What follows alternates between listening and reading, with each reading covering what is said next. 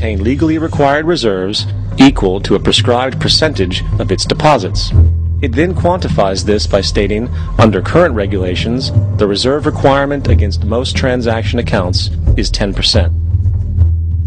This means that with a $10 billion deposit, 10% or $1 billion is held as the required reserve, while the other $9 billion is considered an excessive reserve and can be used as the basis for new loans.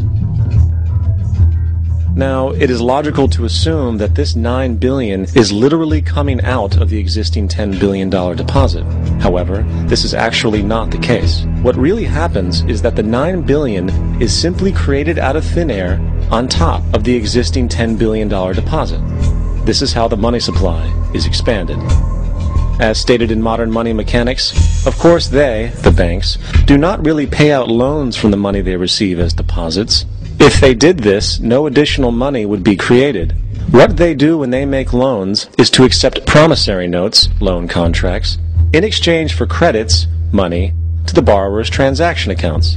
In other words, the $9 billion can be created out of nothing simply because there is a demand for such a loan and that there is a $10 billion deposit to satisfy the reserve requirements.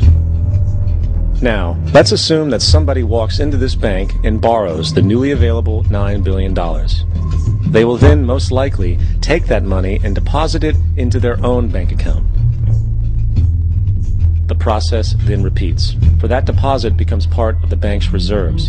10% is isolated, and in turn 90% of the $9 billion, or $8.1 billion, is now available as newly created money for more loans.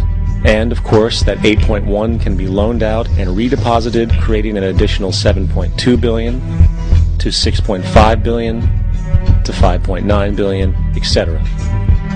This deposit money creation loan cycle can technically go on to infinity. The average mathematical result is that about $90 billion can be created on top of the original $10 billion. In other words, for every deposit that ever occurs in the banking system, about 9 times that amount can be created out of thin air. Money jitters. Ask the obliging Bank of America for a jar of soothing instant money, M-O-N-E-Y, in the form of a convenient personal loan. So, now that we understand how money is created by this fractional reserve banking system, a logical yet elusive question might come to mind. What is actually giving this newly created money value? The answer?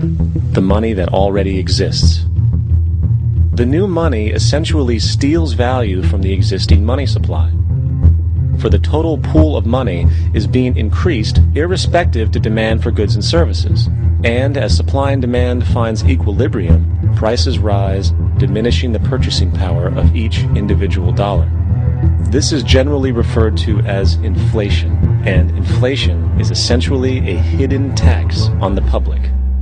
What is the advice that you generally get? And that is, inflate the currency. They don't say debase the currency. They don't say devalue the currency. They don't say cheat the people who are saved.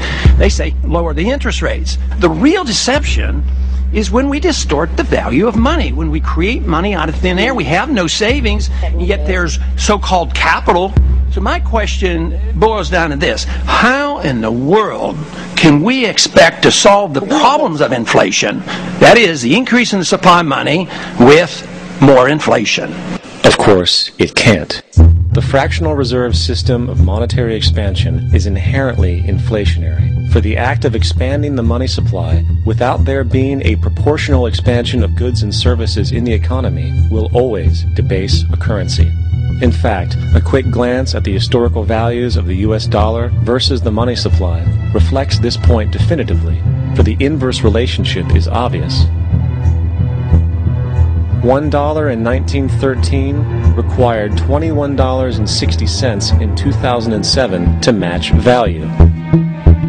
That is a 96% devaluation since the Federal Reserve came into existence. Now, if this reality of inherent and perpetual inflation seems absurd and economically self-defeating, hold that thought, for absurdity is an understatement in regard to how our financial system really operates. For in our financial system, money is debt. and debt is money. Here is a chart of the U.S. money supply from 1950 to 2006. Here is a chart of the U.S. national debt for the same period. How interesting it is that the trends are virtually the same. For the more money there is, the more debt there is. The more debt there is, the more money there is.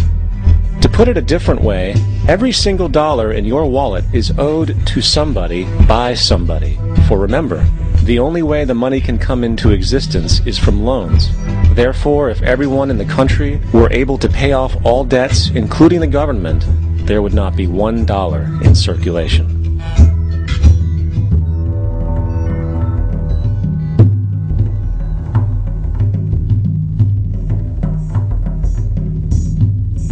In fact, the last time in American history the national debt was completely paid off was in 1835 after President Andrew Jackson shut down the central bank that preceded the Federal Reserve.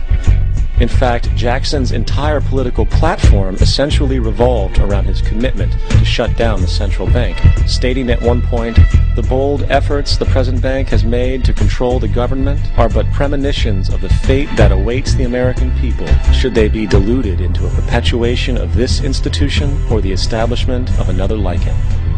Unfortunately, his message was short-lived, and the international bankers succeeded to install another central bank in 1913, the Federal Reserve.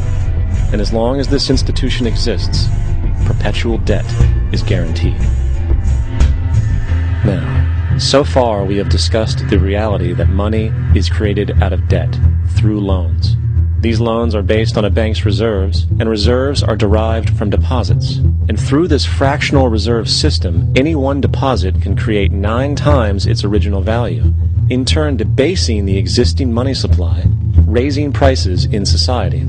And since all this money is created out of debt and circulated randomly through commerce, people become detached from their original debt, and a disequilibrium exists, where people are forced to compete for labor in order to pool enough money out of the money supply to cover their costs of living.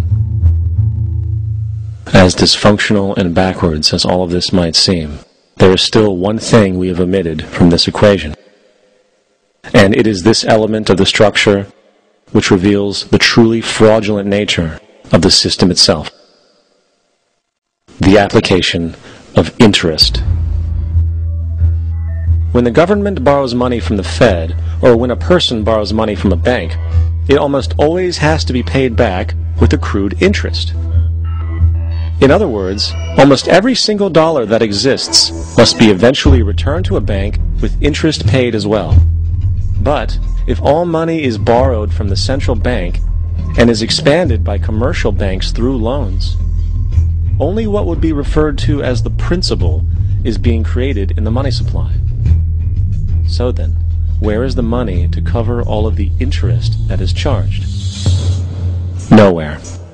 It doesn't exist.